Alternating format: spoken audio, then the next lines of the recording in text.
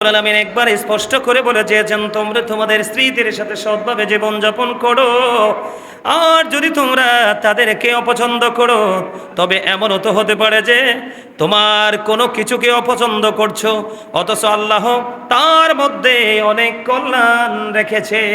সুবহানাল্লাহ বলেন, আর জোরে বলেন না। বন্ধুরে আমার, এই জন্য স্বামী স্ত্রীর মধ্যে উত্তম আচরণ করতে হবে। এটার চেয়ে অত্যন্ত প্রেমময় বরকতময় আর কিছুই হতে পারে না, ঠিক কিনা বলেন? বন্ধুরে আমার, নারীর ওপর যেমন পুরুষের অধিকার রয়েছে, পুরুষের ওপরও তেমন নারীর অধিকার রয়েছে। তার মানে হলো স্বামী যেমন স্ত্রীর উপরে অধিকার খাটাবে এবং স্ত্রীও কিন্তু স্বামীর উপর অধিকার খাটাতে পারবে। এটা ইসলামের আইন, ইসলামের বিধান। বন্ধুরে আমার, স্বামী স্ত্রীর মধ্যে যদি আপনি একটু হিসাবটা মেলাতে চান, আল্লাহর হাবিব সরকারে মদিনা তিনি বলে দিয়েছেন, আমার আপনার প্রাণের রাসূল তিনি বলে দিয়েছেন, কোন স্বামী যদি স্ত্রীকে যদি ডাকে, ওই স্ত্রী যদি চুলার উপর যদি দুধটা বসিয়ে রাখে, ওই দুধের পাতিলের দিকে তাকাতে পারবে না। সে তার স্বামীর ডাকের সাথে সাথে স্বামীর কাছে চলে আসতে হবে। জোরে জোরে বলেন না একবার সুবহানাল্লাহ, আর জোরে বলেন। বা আমরা যে রান্না করি, কি করি? আমরা যে রান্না করি, আপনি যেই কিছুই রান্না করেন, আমরা যা কিছু রান্না করি, বন্ধুরে আমার, আমরা যা কিছু রান্না করি এর মধ্যে সবচেয়ে বেশি ভয়ঙ্কর, সবচেয়ে বেশি রিস্কের রান্না হলো দুধ। দুধ রাঁধছেননি কখনো? কথা বলে না। দুধ কখনো রাঁধছেননি আপনারা? আমি আমার মায়ের সাথে সব কাজ করছি, হাড়ি পাতিল মাজা থেকে ধরে ছোট্ট রাখতে, একবারে কাপড় কাচা, রান্না বান্না, বাটা কোটা সব করছি মায়ের সাথে। কারণ আমাদের প্রথম কোনো বোন ছিল না, 6 ভাইয়ের পরে একটা বোন হয়েছে। এই জন্য সবচেয়ে বেশি মায়ের সাথে কাজ করেছিলাম আমি সব ধরনের রান্নার এক্সপেরিয়েন্স আমার মধ্যে আছে। এই জন্য বলতে পারলাম, এই যে হাদিসের সাথে বাস্তবতার চরম মিল। বন্ধু, আপনি আজকে গিয়ে ট্রাই করবেন, দুধ যখন একটু উতরাবে, এটা এত একটা কন্ট্রোলিংয়ের বাইরে চলে যাবে, হয় আপনাকে আগুন বন্ধ করে দিতে হবে, না হয় আপনাকে দুধের পাতিল চুলা থেকে উঠিয়ে ফেলতে হবে। এটা অত্যন্ত এনার্জিপূর্ণ, অত্যন্ত ভিটামিন। আল্লাহর হাবিব বলেছেন, পশুর গোশত তোমরা কম খাও, কারণ পশুর বডির মধ্যে যতগুলো ওষুধ দেওয়া হয়, যতগুলো ইনজেকশন পোস্ট করা হয়, যতগুলো মেডিসিন দেওয়া হয়, সবগুলো মেডিসিন কিন্তু গোশতের মধ্যে থাকে। আর তোমরা বেশি বেশি করে পশুর দুধ পান করো, কারণ পশুর দুধ জন্ম হয় সবুজ শ্যামল ঘাস থেকে। সুবহানাল্লাহ বলেন। অত্যন্ত এনার্জিপূর্ণ জিনিস, ও বন্ধু, অত্যন্ত এনার্জিপূর্ণ খাবার। কিন্তু চুলায় যখন বসাবেন, এটা নির্দিষ্ট সময়ের পর 1 সেকেন্ড রাখতে পারবেন না, উতরায়ে পড়ে যাবে। এই জন্য আমি বললাম এই কথাটা, আপনার আমার প্রাণের রাসূল সরকারে মদিনা তিনি বলে দিয়েছেন, ও দুনিয়ার বিবিরা, তোমরা শুনে রেখো, তোমার স্বামী সারাদিন ক্লান্ত থাকে, সারাদিন পরিশ্রম করে যখন তিনি বাসায় আসবে অথবা গড়ে থাকবে, ওই সময় যখন তোমাকে আদর করে ভালোবেসে অথবা কোনো প্রয়োজনে তোমাকে ডাকবে, তোমার চুলার উপর যদি দুধের পাতিলও বসানো থাকে, দুধ চুলা পাতিলের মধ্যে থাকবে কি থাকবে না এটা তোমার দেখার কোনো বিষয় নয়, কিন্তু তুমি তোমার স্বামীর ডাকে চলে আসতে হবে। আওয়াজ তোলে কোন সুবহানাল্লাহ। আমার আপনার প্রাণের রাসূল বলে দিয়েছেন, ও দুনিয়ার বিবিরা, তোমরা সবাই শোনো, যদি পৃথিবীর বুকে আল্লাহর পরে যদি কাউকে যদি সিজদা করার অনুমতি আমার আল্লাহ দিতেন, তাহলে প্রত্যেকটা স্ত্রীকে অর্ডার করতেন, তোমরা তোমার স্বামীর কদমে সিজদা করো। আওয়াজ তুলে বলেন একবার আল্লাহু আকবার, আর জোরে বলেন না একবার আল্লাহু আকবার। বন্ধুরে আমার, শুধু কি স্বামী ডাকবে শুধু দাসীর মতো, বিবি শুধু দাসীর মতো খাটুনি খাটবে? না না না, আল্লাহর হাবিব বলে দিয়েছেন, ও দুনিয়ার স্বামী যারা হয়েছ, তোমাদেরও কিন্তু দায়িত্ব কর্তব্য আছে। বলে হুজুর, কেমন দায়িত্ব কর্তব্য আছে? ওই যে তোমার বিবি মাত্র 3টা কথা বলে তোমার জীবন সাথী করে তুমি তোমার সঙ্গে নিয়ে এসেছো, এই বিবিটা তার সাজানো গোছানো পরিপূর্ণ একটা জীবন ছেড়ে দিয়ে নতুন জীবনে শুধু তোমার সাথে প্রেমের বন্ধনে আবদ্ধ হয়ে আল্লাহর হুকুম পালন করে তোমার ঘরে ছুটে এসেছে, তুমি কিন্তু তাকে দাসী মনে করতে পারবা না। আমিও নিজ কানে শুনেছি, আমাদের মধ্যে অনেক স্টুপিড মানুষ আছে, স্ত্রীকে স্যান্ডেলের সাথে তুলনা করে আওয়াজ তুলে বলেন নাউজুবিল্লাহ। বন্ধুরে আমার, নারীকে কখনো ছোট করে দেখবেন না, নারীকে কখনো খাটো করে দেখবেন না। তার কারণ হলো, আজকে থেকে যদি এই দুনিয়ার জমিনে যদি কন্যা সন্তান জন্ম হওয়া বন্ধ হয়ে যায়, আজকে এই পৃথিবী থেমে যাবে। এই পৃথিবীকে সামনের দিকে এগিয়ে নেওয়ার ক্ষমতা কারো বাপের নাই, ঠিক কিনা বলেন? আছে না নাই? আছে, কথা বলেন না, আছে। আপনি শুধু বাইরে যাবেন মজার মজার খাবার খেয়ে ঘরে চলে আসবেন, না না না। আমার রাসূল বলে দিয়েছেন, তুমি তোমার বাইরে গিয়ে চা খেয়েছো মজা করে, একটি কাপ চা তুমি তোমার বিবির জন্য কাফি করে আনতে না পারলে ওই চাটা তোমার ঘরে কিভাবে বানানো যায় তুমি তো দেখেছো। বিবিকে তুমি চা খাওয়াবা, তুমি যদি বাইরে গিয়ে পান খাও, বিবির যদি পান খাওয়ার অভ্যাস থাকে তুমি বিবির জন্য একটা খিলি পান নিয়ে আসো। তুমি যদি বাহিরে ক্ষীর মালাই খেয়ে আসো, বিবির জন্য পুরোপুরি না পারলেও একটু করে নিয়ে আসো। তোমার জন্য যখন নতুন কোনো বস্ত্র তুমি খরিদ করবে, সম্ভব হলে চাহিদা যদি থাকে তুমি বিবির জন্য নিয়ে আসবে। এমনি করে করে ও বন্ধু তুমি তোমার বিবিকে মূল্যায়ন করতে হবে। জোরে জোরে বলেন না সুবহানাল্লাহ, আর জোরে বলেন না সুবহানাল্লাহ। ওই যে বললাম এই পৃথিবীর বুকে অসংখ্য ক্যারেক্টারলেস বিবি আছে, আছে না নাই? ক্যারেক্টারলেস ওয়াইফ আছে না নাই? মানে চরিত্রহীন বউ আছে না নাই? বন্ধুরে আমার, গভীর রজনী যখন চলে আসলো, সমস্ত পৃথিবী যখন ঘুমিয়ে গেল, সব গোটা পৃথিবী যখন নির্জন হয়ে গেল, একটা স্বামীর মনে তার ভালোবাসা ঢেউ ঢেউ খেলছে, উত্তাল সমুদ্রের মতো আপনার ঢেউ খেলছে, তার মধ্যে যে ভালোবাসা যৌবন। এখন সে গভীর রজনীতে সে তার বিবিকে বিছানায় ডাকলো, কিন্তু বিবিটা এত 100% চরিত্রহীন, ওই স্বামী তাকে ভালোবেসে কাছে ডাকলো। ও বন্ধু, বিবি তার ডাকে সাড়া দিল না। সে কি করলো? মুখটা উল্টো দিকে ঘুরিয়ে সারাটা রাত সে পার করে দিল। আমার আপনার প্রাণের রাসূল তিনি বলে দিয়েছেন, ওই বিবি যখন মুখটা উল্টো দিকে ঘুরিয়ে নিল, স্বামীর কলিজাটা ফেটে চৌচির হয়ে গেল, তার কলিজা ভেঙে গেল, কিন্তু সে তো বিবিকে আর ডিস্টার্ব করছে না, সে উল্টো দিকে ঘুমিয়ে গেল। আল্লাহর হাবিব বলেছেন, ও দুনিয়ার বিবিরা তোমরা সবাই মিলে শুনে রাখো, এই অবস্থায় এই তখন থেকে তুমি যখন থেকে মুখটা তুমি উল্টো দিকে ঘুরিয়ে দিলে, ঠিক তখন থেকে লানতের ফেরেশতা ওই সূর্য ওঠার আগ পর্যন্ত, তার মানে সকাল পর্যন্ত তোমাকে শুধু লানত দিতে থাকলো। জোরে জোরে বলেন না একবার নাউজুবিল্লাহ। মজা হয়েছে না নাউজুবিল্লাহ? এত আস্তে? আপনারা কি চান আপনাদের ঘরে দুষ্ট বউ আসুক? কথা বলে না, নাটাও তো ভালো করে বলতে পারেন না, কথা কয় না। আপনারা কি চান আপনাদের ঘরে দুষ্ট বউ আসুক? এই মিয়া, মিরপুর না কোথায় জানি দেখলাম আজকে 2-3 দিন হয়, আপনারা দেখছেন কিনা জানি না, সোশ্যাল মিডিয়াতে একদম মানে প্রত্যেকটা পড়তে পৌঁছে গেছে এই বয়ানটা, এই ঘটনাটা। পাশের রবি বা পাশের ইউনিটে মেয়ে আছে, ছেলেগুলোকে এডুকেটেড পারসন হিসাবে প্রিপেয়ার করেছে, প্রস্তুত করেছে যোগ্য দক্ষ হিসাবে। মা মরে পচে গলে বিছানায় লেগে গেছে 7 দিন, কোনো ছেলে বা মেয়ে বলতে পারবে না। আমি আল্লাহকে তখনই বলেছিলাম, হৃদয়টা ফেটে গেছে, কলিজাটা ছিঁড়ে গেছে। এই মিয়া, এখনো পর্যন্ত মা এবং বাবার চেহারাটা মলিন দেখলে মিয়া কলিজায় পানি থাকে না। আল্লাহকে ডাকতে ডাকতে শেষ হয়ে যায়। আল্লাহ, মা বাবাকে নিও না, মা বাবা ছাড়া পৃথিবীতে সন্তানের কোনো মূল্য নেই। পৃথিবীতে সবচেয়ে দামি সবচেয়ে অমূল্য সম্পদ হলো মা বাপ, এটা একবার হারালে আর পাওয়া যায় না। এরা এতটা 100% এতটা ক্যারেক্টারলেস সন্তান। এরা কি করেছে? মা মেয়ে পাশের ইউনিটে আছে, ছেলেরা আছে, মা 7 দিন যাবৎ মরে পচে বিছানায় লেগে গেছে, দুর্গন্ধযুক্ত হয়ে গেছে, ছেলে মেয়ে কেউ বলতে পারবে না। আওয়াজ তুলে বলেন না নাউজুবিল্লাহ। তীব্র নিন্দা এবং প্রতিবাদ জানাচ্ছি। আমি আজকে আমার এই মসজিদ থেকে, আমার এই মহল্লা থেকে গোটা জাতির উদ্দেশ্যে আমি আমার এই বার্তা ছড়িয়ে দিতে চাই। এই মেসেজ কিন্তু সমাজের চরিত্রহীন সন্তানদেরকে আরো চরিত্রহীন বানাবে। এই জন্য সমাজের মধ্যে যারা সচেতন মানুষ আছেন সবার মধ্যে একটা ইউনিটি গড়ে তোলা দরকার, এবং বাংলাদেশে একটা রাষ্ট্রীয় আইন গড়ে তোলা দরকার, যে কোনো সন্তান চাইলেও বাবা মাকে কষ্ট দিতে পারবে না, এইরকম আইন প্রয়োগ করা দরকার। না হয় এই দেশে কোনোদিন কোনো মা একটা সময় আসবে সন্তান ধারণ করার চেষ্টা করবে না। ঠিক কিনা বলেন? আরো জোরে বলেন। সম্মানিত উপস্থিতি, আমি আজকে আপনাদেরকে বলে দিতে চাই, সন্তানকে ভালো মানুষ বানানোর চেষ্টা করবেন উচ্চ শিক্ষায় শিক্ষিত বানানোর আগে। কথা কি আমার বুঝেন নাই? সন্তানকে একটা বাবা ন্যায় পরায়ণতা শিক্ষার চাইতে এর চেয়ে বড় আর কোনো গভীর নেয়ামত দিতে পারে না। একটা সন্তান বাবা মার পক্ষ থেকে সবচেয়ে বড় নেয়ামত হলো সন্তানকে সুসন্তান হিসাবে গড়ে তোলা। ঠিক কিনা বলেন? আমাদের দেখবেন বিভিন্নভাবে বিভিন্ন জায়গায় দেয়াল লেখনী থাকে যে শিক্ষাই জাতির মেরুদণ্ড নও। এই প্রবাদ, এই বাক্য আমরা অনেক আগে এটাকে কি করে দিয়েছি, ডিমলিশ করে দিয়েছি, ধ্বংস করে দিয়েছি। এই প্রবাদের সাথে বর্তমানে যায় না। আমাদের লেখা উচিত সুশিক্ষাই জাতির মেরুদণ্ড। মেরুদণ্ড, ঠিক কিনা বলেন? আপনারা আজকে থেকে সিদ্ধান্ত নেবেন, আপনি সন্তানটাকে উচ্চ শিক্ষায় শিক্ষিত করার আগে আপনি সন্তানকে মানুষ বানানোর চেষ্টা করবেন। কথা কি বুঝতে পেরেছেন? আর এই মানুষ বানাতে হলে সন্তানকে আপনাকে একটা কাজ করতে হবে। আল্লাহ রাসূল বলেছেন, teach the love of the profit.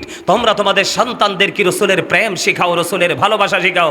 এরপর রাসূল বলেছেন, বলবো ওরা বলেন না, নবীজির প্রেম শেখাও।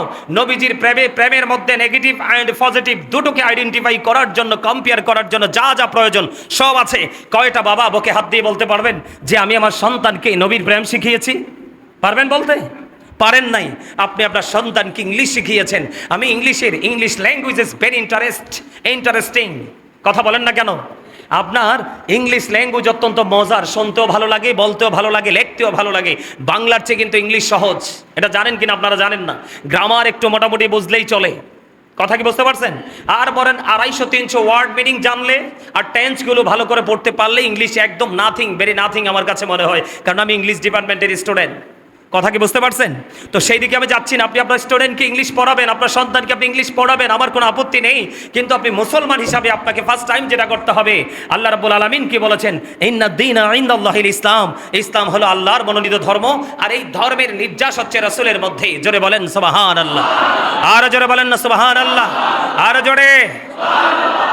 কথা কি বুঝতে পেরেছেন? আরো জোরে। আল্লাহ রাসূল সম্পর্কে ডক্টর আহমদ পেয়ারা বাগদাদি পীর সাহেব কেবলা কি বলেছেন? হি ওয়াজ ভেরি ট্রুথফুল। আমেরিকার গবেষক মাইকেল এইচ হার্ট তিনি কি বলেছেন? The 100 A ranking of the most influential person in the history.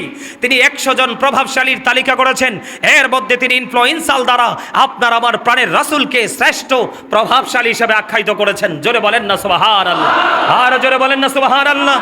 Doctor Ahmad পেয়ারা বাগদাদি পীর সাহেব কেবলা বলেছেন, হি ওয়াজ ভেরি ট্রুথফুল। তিনি ছিলেন শ্রেষ্ঠ সত্যবাদী। আওয়াজ তুলে বলেন না সুবহানাল্লাহ। আর জোরে বলেন সুবহানাল্লাহ। সম্মানিত উপস্থিতি, ডক্টর আহমদ পেয়ারা বাগদাদি পীর সাহেব কেবলা আরো বলেছেন, of all the great religious personalities of all prophet মুহাম্মদুর রাসূলুল্লাহ সাল্লাল্লাহু আলাইহি সাল্লাম ওয়াজ দ্য মোস্ট সাকসেসফুল। এই পৃথিবীর বুকে যতগুলো নবী রাসূল এসেছে, সমস্ত নবী রাসূলের মধ্যে আপনার আমার প্রাণের রাসূল মোস্ট সাকসেসফুল। মানে যারা ইংলিশ বোঝেন তারা বুঝতে পারেন, সবচেয়ে বেশি সফল। যেই সফলতার ধার প্রান্তে আর কেউ যেতে পারে না, আমরা সেই সফল নবীর উম্মত। কিন্তু আমরা দুর্ভাগ্যবশত বলতে হয়, আমরা সবচেয়ে বেশি দুর্বল। কথা বলেন, আমরা কি রাসূলকে মানছি? আজকে ম্যাক্সিমাম লোক প্যান্ট পরে চলে আসছেন মসজিদে, অথচ এই প্যান্টটা টোটাল নাজায়েজ। লম্বা জামা পরে নামাজ পড়া সুন্নাত, অথচ আপনার ঘরে অনেক সুন্দর পাঞ্জাবি আছে, আপনি পরেননি, টি শার্ট পরে চলে এসেছেন। সম্মানিত উপস্থিতি, এই 2 দিন গরমটা কেমন পড়ছে? কথা বলেন না কেন? বেশি না? শুধু বেশি না, বৃদ্ধ লোক এবং শিশুর মৃত্যুর ঝুঁকি খুব বেশি। কিন্তু এটার জন্য দায়ী কে? কথা বলেন। সূরা ইউনূস, ইন্নাল্লাহা লা ইয়াজলিমুন নাসা শাইয়্যান ওয়ালাকিন্নান নাসা আনফুসাহুম ইয়াজলিমুন। আল্লাহ বলেছেন, আল্লাহ মানুষের উপর অত্যাচার করে না, মানুষ নিজেই নিজের উপর অত্যাচার করে, জুলুম করে। এই জন্য তো গজল লিখছি আমি, বলবো একটু?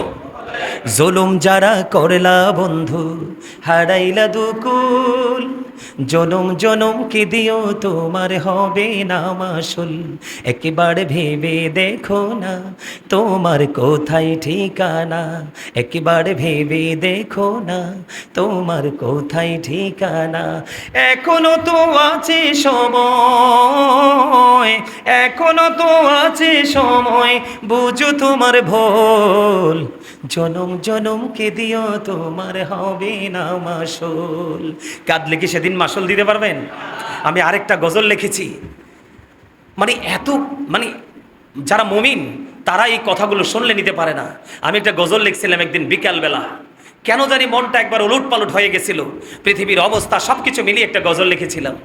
খাঁচা চিরে যাই রে পাখি, চলে ও চীন দেশে, কুল কিনারা পাই না খোঁজে, গুড়ে পাগল বেশে রে, গুড়ে পাগল বেশে। কিলা বহবে এখন তোমার ভাবনা চিন্তা করে, এখন তুমি বন্দী আছো আপন মনের ঘরে, চাইলেও তুমি পারবে না যেতে শান্তি সুখের নীরে। কুল কিনারা পাই না খোঁজে, গুড়ে পাগল বেশি রে, গুড়ে পাগল বেশি। মারহাবা বলবেন না? কেমন লাগলো কথাগুলো? অনেক অনেক লম্বা, বাকিটা অনলাইন থেকে শুনবেন, পুরোটা গাওয়া আছে। এটা কেন বলছি জানেন? এই লেখার মানে কি জানেন? এখনকার মানুষ এই কথাগুলো বলে গেছে। আল্লাহ বলেছে এই পৃথিবীতে কিন্তু বিপদে পড়লে সাহায্যকারী আছে, অভাবে পড়লে কেউ না কেউ দান করার জন্য ছুটে আসে, অসুস্থ হলে কেউ না কেউ ট্রিটমেন্টের জন্য আপনার ডাক্তারের কাছে নিয়ে যায়। কিন্তু ফিউচার ভেরি হার্ড, আপনাকে মনে রাখতে হবে। এই যে আমি আপনাদেরকে কেন বলি প্রফেশনালি, এটা একটা টিচিং প্রফেশন। জুম্মার দিন হলো এটা একটা সর্বশ্রেষ্ঠ পৃথিবীর ইউনিভার্সিটি। এখানে যে টিচিং দেওয়া হয়, ওই টিচিং যদি কোনো স্টুডেন্ট যদি হৃদয় ধারণ করতে পারে, তার লাইফ স্টাইলটা পুরো চেঞ্জ হয়ে যাবে, তার পুরো ফিউচারটা পুরো ব্রাইট হয়ে যাবে। সম্মানিত উপস্থিতি, একটু গভীরভাবে চিন্তা করে দেখেন, লা ইয়ামুতু, people will not die that day. সেদিন মানুষগুলো আর মরতে পারবে না। আল্লাহ বলেছেন ফিহা ওয়ালা ইয়াহইয়া, people will not be able to life that day. সেদিন মানুষগুলো আর বাঁচতে পারবে না। আল্লাহ বলেছেন ওমা হুম আনহাবি গায়িবিন, people will not be able to escape that day. চাইলেও মানুষ সেদিন সেখান থেকে আর পালাতে পারবে না। এই জন্য এখান থেকে আমাদেরকে ট্রেনিং নিতে হবে। যেটা বলতে চেয়েছিলাম, যে সন্তান মাকে এত নির্মমভাবে পৃথিবীতে বিদায় করেছে। সম্মানিত উপস্থিতি, আমি আপনাদেরকে বলে দেই, মা চলে গেছে, মাকে আমি তহমত দিতে পারি না, তবে উনি ওনার সন্তানকে কি শিক্ষা দিয়েছেন আমি জানি না। তবে আমি এইটুকু বলে দিতে চাই, paradise of the child under the feet of the mother, মায়ের পায়ের নিচেই সন্তানের জান্নাত। রসুলকে যখন প্রশ্ন করা হলো, রসুল গো, আমার কাছ থেকে সবচেয়ে বেশি মিষ্টি আচরণ পাওয়ার হক কার বেশি? রসুল বললেন কয়লা উম্মুকা, তোমার মা। কয়লা সুম্মামান, তারপরে কে? রসুল বললেন কয়লা উম্মুকা, তোমার মা। আবার প্রশ্ন করা হলো কয়লা সুম্মামান, তারপরে কে? রসুল বললেন কয়লা উম্মুকা, তোমার মা, ইউর মাদার। তারপরে আবার প্রশ্ন করা হলো কয়লা সুম্মামান, তারপরে কে? রসুল বললেন কয়লা আবুকা। সেই মা মরে আছে 1 সপ্তাহ পর্যন্ত, তোমরা সেই মায়ের খবর রাখতে পারো না। তোমাদের মতো সন্তানই জাতির জন্য, মুসলিম জাতির জন্য, দেশের জন্য কলঙ্ক। ঠিক কিনা বলেন? আমরা এমন অভিশপ্ত সন্তান হতে চাই না। জীবন দিয়ে হলো মা বাবাকে ভালো রাখতে চাই, ভালোবাসতে চাই, এবং মা বাবাকে ভালোবাসার জন্য যে শিক্ষা প্রয়োজন আমরা সেই শিক্ষা অর্জন করতে চাই। ঠিক কিনা বলেন? সম্মানিত উপস্থিতি, এখনো যারা বাবা হয়েছেন, সন্তান ছোট কাদামাটির মতো, এই সন্তানগুলোকে দিনের শিক্ষা দিবেন।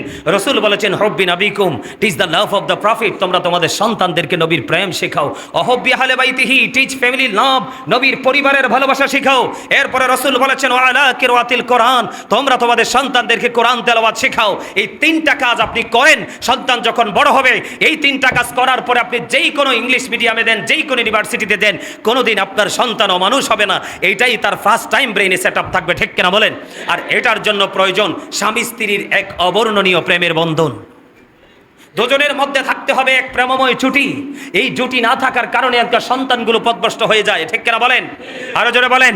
সম্মানিত উপস্থিতি, বন্ধুরি আমার, এখানেই শুধু ক্ষান্ত নয়, আমার আপনার প্রাণের রাসূল তিনি বলে দিয়েছেন, শুধু যে বিবি, ও বন্ধু, শুধু যে বিবি ডাকলে বিছানায় আসলো না তার জন্য লানত, শুধু এমনটি নয়। তোমরা যারা স্বামী হয়েছো, বিয়ে করেছো, বিবিকে মোহরানা দিয়ে তুমি বউ করে গড়ে তুলেছো, মোহরানাটা কম হোক বা বেশি হোক, তার মানে কাবিন কি?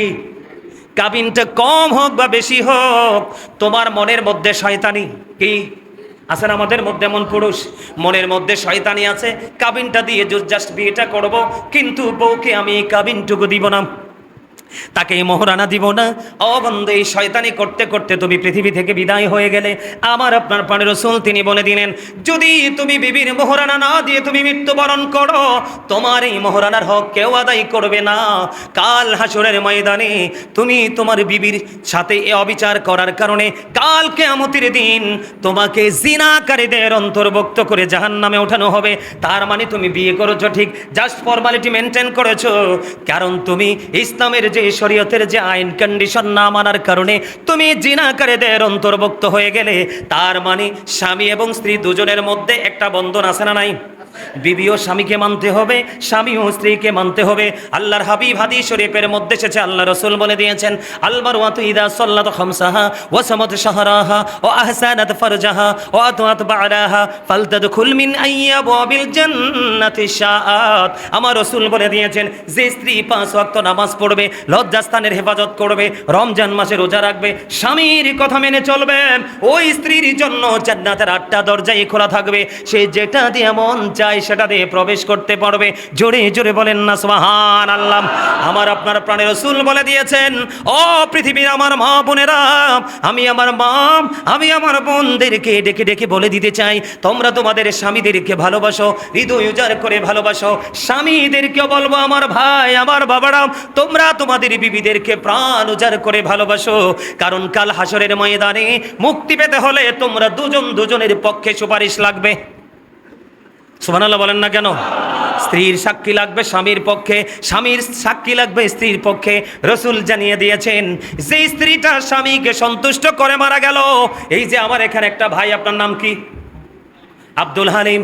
ওনার বিবিটা ঈদের দিন গরুর পশুটা জবাই করছে, অর্ধেকটা চলে গেছে, অর্ধেকটা পশুর চামড়া তুলেছে। এমন সময় খবর পেয়েছে অসুস্থ হয়ে গেছে বিবি, দৌড়ে চলে গেলেন, গিয়ে দেখলেন বিবি ইন্তেকাল করেছে। গত জুম্মায় অঝরে তার চোখের পানিগুলো পড়েছে। বন্ধু, আমার রাসূলের হাদিস অনুযায়ী ওনার চোখ থেকে যেই পরিমাণে পানি ঝরে পড়েছে, আজকে আসার পরে আমাকে আগে হাদিয়া দিয়েছে, আমাদের সানিম ইমাম সাহেবকে আগে হাদিয়া দিয়েছেন, হুজুর আমার বিবি চলে গেছে আজকে 9 দিন, আমার ছেলেরা বিদেশে কান্না কাটছে, হাউমাউ করছে, আমার বিবির জন্য প্রাণ খুলে দোয়া করে দেবেন। রাসূলের হাদিস অনুযায়ী একটা বিবি যখন মারা যায়, স্বামীর চোখ দিয়ে যখন পানি জড় করে পড়ে, একটা ফোঁটা চোখের পানি যদি ফেলে, স্বামী বলে, আল্লাহ গো, আমার ওই বিবি ছিল আমার হৃদয়ের অংশ, আমার কলিজার অংশ, আমার অংশ চলে গেছে, আমি বাঁচতে পারছি না।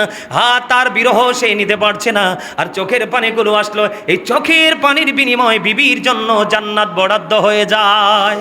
জোরে জোরে বলেন না সুবহানাল্লাহ, আর জোরে বলেন না সুবহানাল্লাহ। বন্ধুরে আমার, আমার আপনার প্রাণের রাসূল তিনি বলে দিয়েছেন, রাসূল যখন বন্ধু জাহান্নাম দেখতে গেলেন, জাহান্নাম দেখার পরে জাহান্নামের দিকে নজর দিয়েছে, দেখলেন ওই জাহান্নামের মধ্যে শুধু নারী আর ধনী মানুষ বেশি দেখা যায়। নাউজুবিল্লাহ বলেন। আমার রাসূল যখন জান্নাতের দিকে নজর দিলেন, ওই জান্নাতের দিকে নজর দিয়েছে, দেখলেন জান্নাতের মধ্যে পুরুষ লোক আর গরিব মানুষ বেশি। সুবহানাল্লাহ বল না কেন?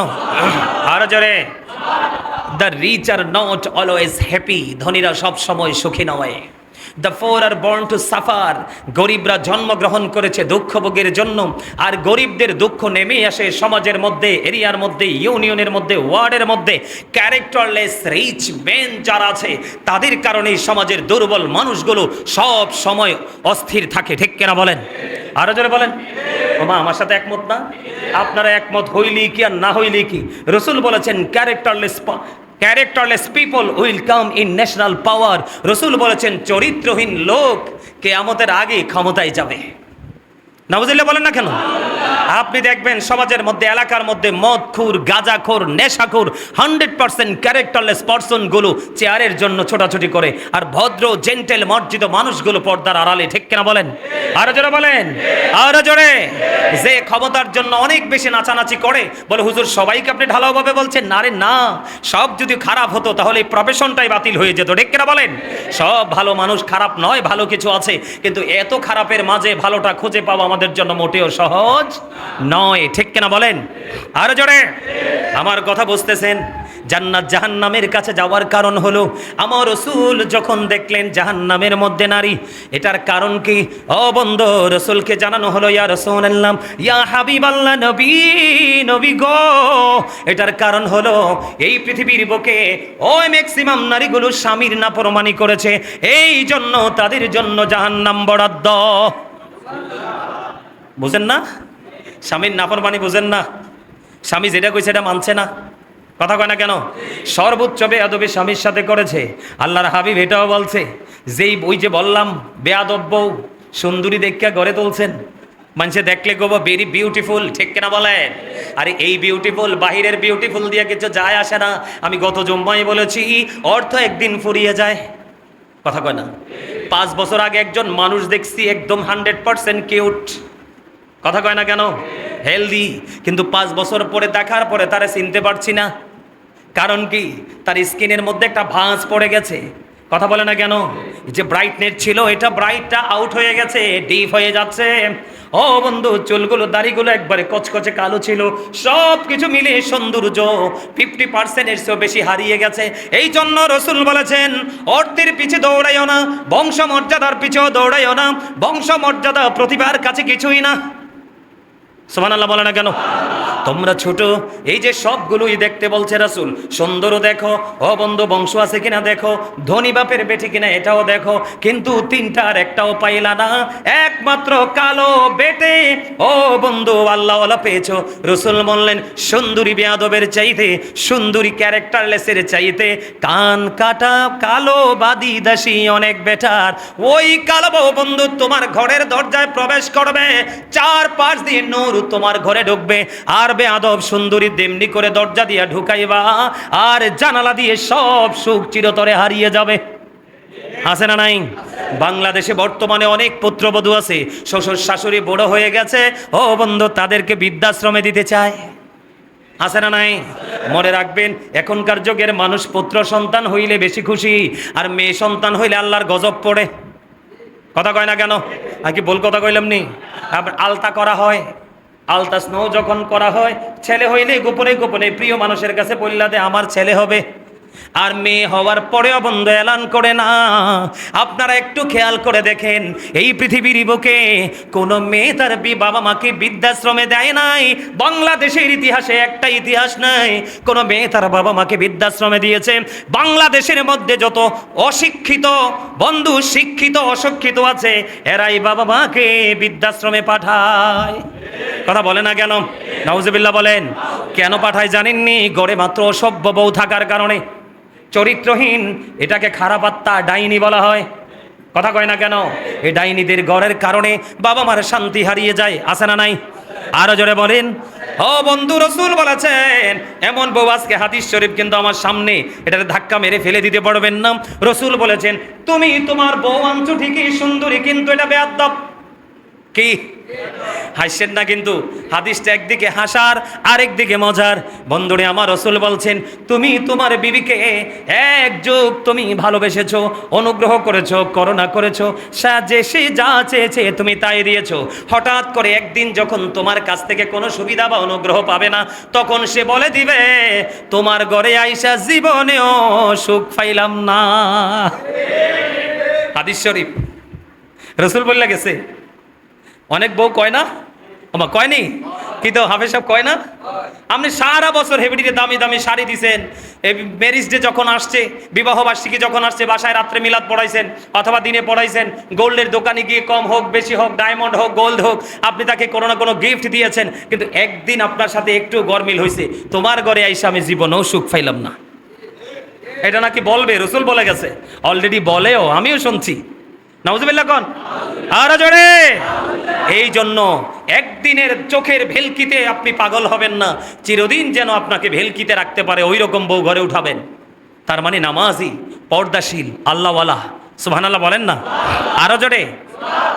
আর অনকার ছেলে মেয়ে ভদ্র হইব কেমন? অনকার মা বাবা তো বেদ্যপ।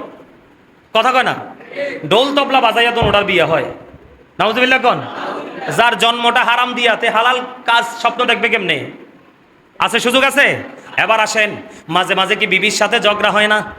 কথা কয় না? আল্লাহর হাবিব বলছে, বিবির সাথে ঝগড়া লাইগা মুখের উপর মাইরা দিও না। কথা কয় না কেন? গুসা মারে না? অনেকে আছে না, নাক মুখ চোখ কিচ্ছু চায় না, মেজাজ যখন খারাপ হয় দুরুম দুরুম মারে। আছে না নাই? নাউজুবিল্লাহ বলেন। এইভাবে বিবিকে মারা যাবে না। যাবে? এইভাবে ওয়াইফকে কি করা যাবে না? মারা যাবে না। রাসূল বলেছেন, একমাত্র ঘর ছাড়া স্বামী অন্যত্র কোথাও বিবি থেকে আলাদা হবে না। একদম গুরুত্বপূর্ণ কথা কিন্তু। আপনি দোকানে বইয়া থাকেন, হেভিডিরি কিন্তু 10,000 টাকা দিয়ে পাঠাই দিয়েছেন মার্কেট করার লেগে। কথা কয় না কেন? কারণ মার্কেট করতে যে গেছে, আপনি তো লগে নাই, হেভিডি তো আলজাল চাইছে চতুর্দিকে। মানে হঠাৎ করে ইয়াং ম্যান দোকানদার একটা সুন্দর বৈশা রয়েছে, হেভিডির পছন্দ হয়ে গেছে, নাম্বারটা একটু দেন তো। নাম্বারও দিছে। একদিন 2 দিন হাই হ্যালো, এরপরে তো প্রেম হয়ে গেছে। 3 বাচ্চার মা ফালাইয়া আউট। কথা কয় না কেন? আছে না নাই? আরে মিয়া প্রতিদিন এরকম কেস, প্রতিদিন না আসলেও সপ্তাহ দুই একটা আসে, হুজুর এই ঘটনা করছে কি করব। আর এখন আরেকটা কিতাব বাড়িছে জানেননি, ঝগড়া লাগলে বউকে তালাক দিয়ে দেয়। এই গত কয়েকদিন আগে ইচ্ছা মতো জার্সি ফোনে বিভিন্ন জেলা থেকে, হুজুর আমরা স্বামী স্ত্রী ঝগড়া লাগছে তালাক দিয়ে দিছি। কয়টা দিছেন? কয়েক লগে 3টা। মানুষে কয় উত্তেজিত হইয়া বলে তালাক দিলে তালাক হয় না। আমি কে বেড়া, কেউ কি হাসতে হাসতে বউরে তালাক দেয়? কথা কন। আরে বউরে কি কেউ হাসতে হাসতে তালাক দেয়? একটা হচ্ছে সুন্নাহ পদ্ধতি, 3বারে 3টা দিবেন, এটা হচ্ছে সুন্নাহ পদ্ধতি। আর একবারে 3টা দিয়ে দিয়েছেন, এটা হচ্ছে বেদাত পদ্ধতি, কিন্তু তালাক হয়ে গেছে। কি রাসূলের যে সিস্টেম অনুযায়ী আপনি দেন নাই, সিস্টেমটা ভিন্ন হয়েছে, কিন্তু তালাকটা হয়ে গেছে। নাউজুবিল্লাহ বলেন। আমি আজকে বলে দেই, গোটা পৃথিবীর মুমিন মুসলমান ভাই বাবাদেরকে বলে দেই, বিবির সাথে ঝগড়া হবে, মারামারি হবে, কাটাকাটি হবে, কিন্তু তালাক এটা অত্যন্ত খারাপ জিনিস। নাউজুবিল্লাহ বলেন, আরো জোরে বলেন। আল্লাহর হাবিব বলেছেন, বিবির সাথে চলতে গেলে তোমার ঝগড়া হবে, কথা কাটাকাটি হবে, মনোমালিন্য হবে, আর স্বামী স্ত্রীর বন্ধনটা যত ঝগড়া হয় ততই কিন্তু বাড়ে। ওমা কথা কয় না কেন? দেখবেন একদিন যখন ঝগড়া করে বুড়া, আমার দাদা ছিল 115 বছরও না জানি 125 বছর, আমার দাদা আমি দেখছি, রহমান মাস্টার আমার দাদার বড় ভাই, মানে আব্বার জেঠা, দাদাকে দেখছি লাঠিপট দিয়ে হাঁটতো। আপনার 115-20 বছরও দাদা তাকাই তাকায় কোরআন তেলাওয়াত করতো। আর যদি দাদিরে একটু না দেখছে, কি যদি দাদিরে একটু না দেখছে, ওই কই গেলা, এই ডাক আশেপাশের তারাও শুনতো। সুবহানাল্লাহ বলেন না কেন? আরো জোরে। একবারে দুজন বুড়া, দাদু একবারে কুজু হয়ে গেছে, হাঁটতে পারতো না, সহজা করে। এরপরও দাদা এবং দাদুর মধ্যে কি প্রেম, দাদু ফ্যান চেচ্ছা দিত, দাদা খাইতো দেখতাম। আর আমারে মৌলবি ডাকতো। দাদার ঘরের বরাবর এদিকে এই পাশে ওয়ালের পাশে একটা শোকেস ছিল। যখন দিনের বেলা আমি আবার আমাদের মসজিদে আজান দিতাম, নামাজ পড়াইতাম, তো দাদা আবার শোকেসের দিকে তাকাইতো। যদি দেখতো আমি যাচ্ছি, তাইলে কইতো আমাদের মৌলবি যাইতেছে, নামাজের টাইম হয়ে গেছে। সুবহানাল্লাহ বলেন না? আরো জোরে। এই রাসূল বলে দিয়েছেন, বিবির সাথে যদি তোমার ঝগড়া হয়, সে ভুল করবে, 100টা ভুল করবে। কয়টা? 100টা ভুল করবে। রাসূল বলছে তাকে 99টা ক্ষমা করে দিবে। ওমা, বউরে ক্ষমা করবেন না? আরো জোরে। আরে যেই কষ্ট বউরা করে, রান্না বান্না, কোটা বাটি, সন্তান সব তো বউ করে না? তো হেরে আপনি এত অসহ্য হইলে কেমন হইব? রাসূল বলেছেন 100টা ভুল করবে, 99টা ক্ষমা করে দিয়ে একটার জন্য তাকে শাসন করো। কেন? কারণ নারী তৈরি হয়েছে পুরুষের পাঁজরের বাঁকা হাড় থেকে। এটাকে যদি তুমি ফেলে রাখো আরো বাঁকা হয়ে যাবে। একবারে সোজা করতে গেলে ভেঙ্গে ফেলতে হবে। এই জন্য এটাকে একবারে কঠোর হওয়া যাবে না, আবার একেবারে ছেড়েও রাখা যাবে না। মধ্যপন্থা অবলম্বন করে দাম্পত্য জীবনকে প্রেমময় করে আল্লাহ যেন আমাদেরকে সুন্দরভাবে পথ চলার তৌফিক দান করে। সকলে বলেন আমিন। সম্মানিত উপস্থিতি, আজকে থেকে স্বামী স্ত্রীর মধ্যে নতুন বন্ধনের মধ্য দিয়ে পথ চলার চেষ্টা করবেন। অনেক আলোচনা বাকি রয়েছে।